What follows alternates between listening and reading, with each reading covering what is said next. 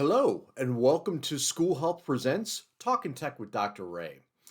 Today, we're going to take a look at something that a lot of people overlook, especially once they get beyond about the second grade, and those are alphabet pebbles. Now, you may be familiar, of course, with alphabet pebbles coming in.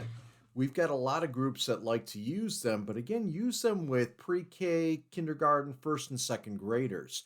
The reality is they can be used with any age level and used in a variety of ways. It can actually create a fun and dynamic way of approaching things like words and quotes, as well as just basic ideas. So, how people first think about using them, and I've got some right here, just use it as simple letter identification. And for our younger students, that makes complete sense. This is the letter M. SLPs, you might be wanting to work with the students to say, things like that, and have something that they can touch and they can hold as they begin to make that sound going on. As we start to have the students get a little bit older, that's where we may want to take some of the letters. So I've got an A here, a B here, and an M. Bam! So we may have the students put something like that together, or maybe then changing things out from BAM to BA and T, where now they have bat. So they begin to actually break down words and understand some of the phonemic differences that come into play. As we start to move on, though, we want to be thinking about some other things. One of the things we want to consider with them is the whole idea of using these as a pebble type of crossword puzzle. What do I mean by that? Well, have these come out almost like you're playing dominoes or you're playing Scrabble, but you're doing it in such a way that the students are actually following clues and trying to put the letters together. How these can also be used are for closed passages. Those of us who've been in reading for a long time, it's not just now where you have to have a word bank off to the side and the student points to the word. Now you can have a scenario where they can actually pull out letters and create that word as part of that closed scenario.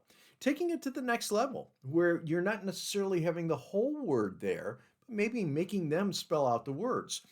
As we get older, have them work with quotes, have them identify different quotes. And some of you have heard the stories that I've told about using these all the way through our AP classes at the high school level.